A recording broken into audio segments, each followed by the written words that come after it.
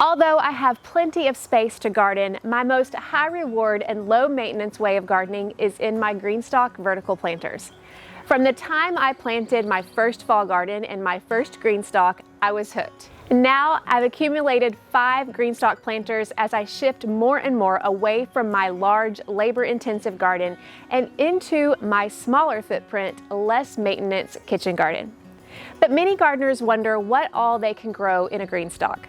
Whether you are considering it for the first time or you're thinking about adding 1 or 2 or 3 or 4, I'm going to show you what I'm growing in my GreenStalk this year. Some crops are old hat to me because I've been growing them for so long, but others I'm trying for the very first time this year.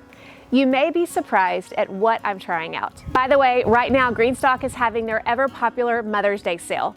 Whether you're a mom or not, this is a great time to get a great deal on the GreenStalk. Plus, you can stack my code Jill10 to get $10 off your purchase of $75 or more. Now let's check out all that I'm growing in my GreenStalk this year. First, let's show you the GreenStalk that was my very first one back in the fall of 2020. This is the GreenStalk original planter, which has the deeper pockets. And this year I'm growing in the top tier onions. You can see I have 1 onion per pocket. This is because I'm growing these for bulbs. These are actually short day onions that I planted back in the fall in my greenhouse, and then I transplanted out here in the GreenStalk.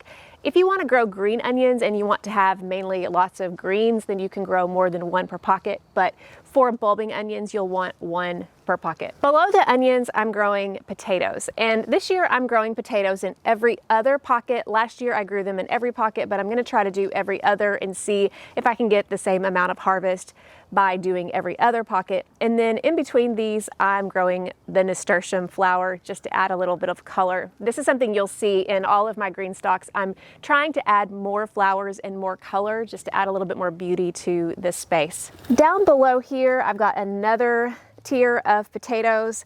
I also have lettuce in between the potatoes here. The lettuce will obviously be harvested way before the potatoes are, but this is a good way to do the every other pocket. In the 4th tier here, you see I don't have anything growing yet, and that's because I plan on growing sweet potatoes in every other pocket of this tier. I've actually never grown sweet potatoes in a GreenStalk. I've grown potatoes before, but sweet potatoes, this will be new for me. So that is an experiment this year. And just like with the potatoes in every other pocket, I'm sticking some lettuce so that I can have that early on.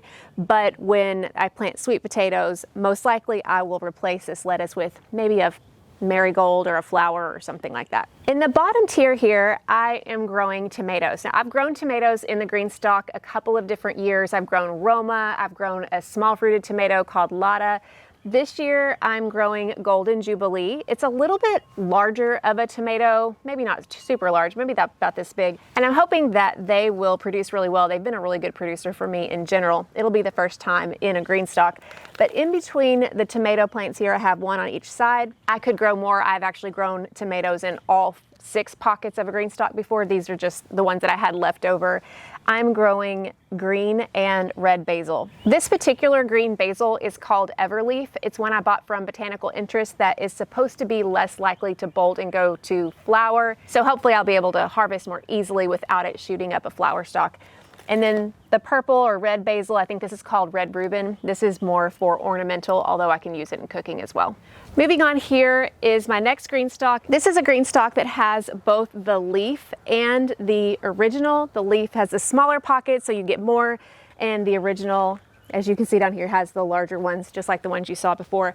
This is actually part of the Inventors Bundle of GreenStalk, where you get the 3 leaf tiers, the 3 original tiers, and then you also get a couple of accessories as well. I love this because you don't have to choose between one or the other. You can have a little bit of both.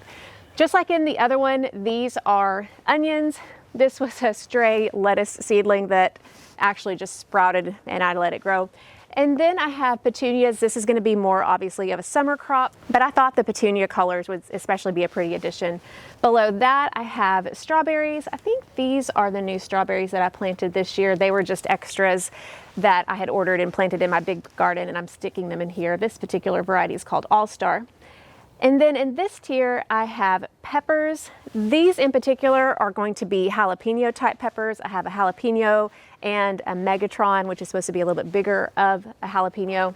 And then in between the peppers, I have different types of basil. Now, again, Just like with the tomatoes, I could plant peppers all the way around, and I have done that before. But this year I decided I just wanted to plant a few of these peppers just for ease of harvest. Now below this is a new trial for me, and this is broccoli. This is a purple jacaranda broccoli, and then I think this is Gemini maybe. I've never planted broccoli before in a GreenStalk, and it'll be interesting to see if this continues to produce a large head or if it bolts sooner. I just don't know.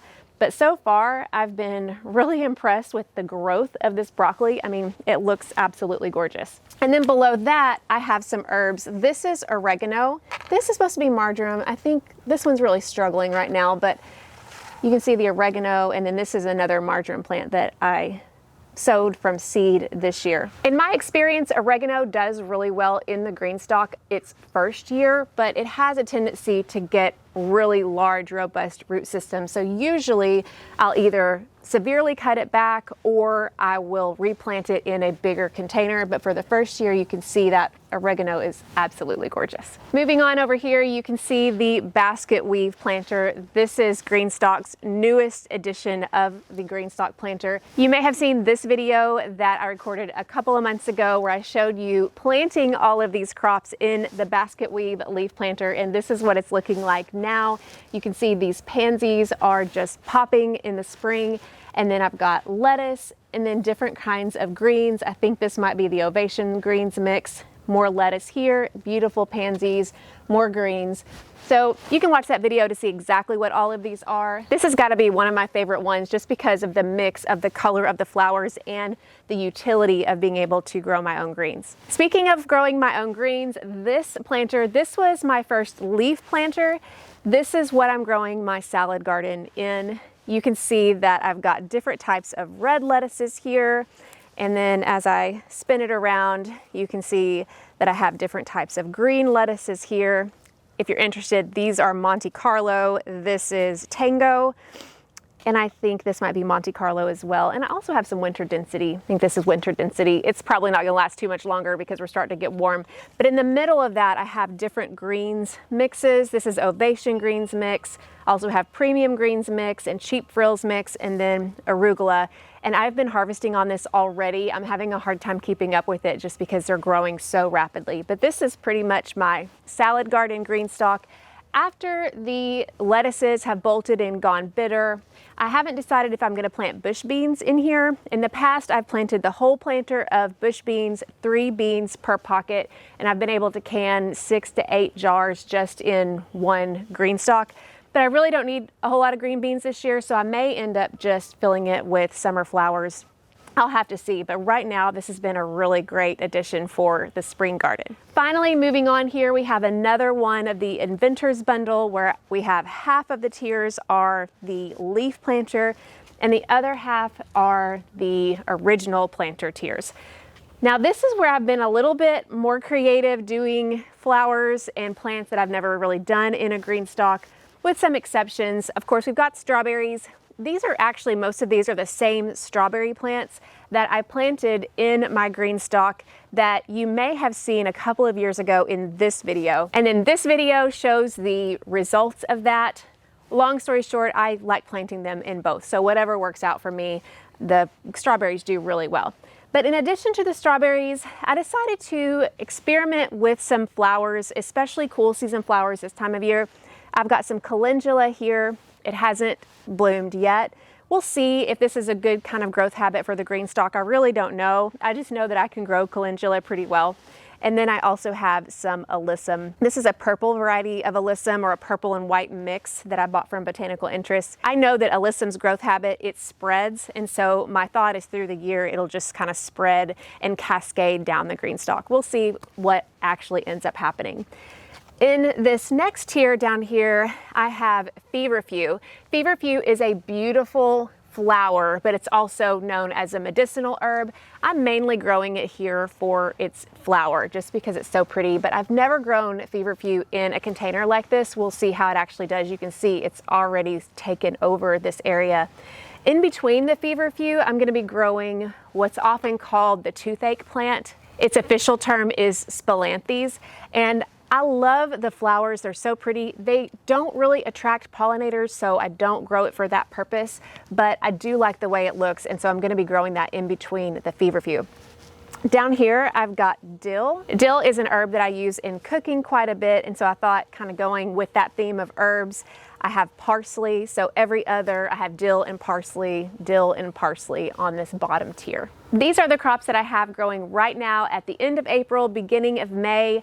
But I will be changing these throughout the season. Some crops you didn't see here that I plan on trying to grow in here. I do plan on growing cucumbers and also squash as succession plantings, especially as the broccoli comes out, as the potatoes come out. So that way I can continue utilizing this space for edible crops. But as you can see, I also am intermixing some fruit like strawberries, some flowers, and also some herbs so that I can have a really good mix of different crops here in these GreenStalk planters. Now don't forget, they are having a Mother's Day sale, and I also have an offer for you. We have created a beginner's guide to growing in a GreenStalk. It's a guide that walks you through how to grow in a GreenStalk vertical planter. The folks at GreenStalk read over it, made sure it was all good information. It's normally $12.50, but we're going to give it to you for free when you use the code Jill10 if you decide to add or purchase a GreenStalk planter for the first time. As with the rest of my plants in my kitchen garden, I'll be continuing to update you on the growth of these crops throughout the season, so make sure that you're subscribed to see how all of this goes throughout the year.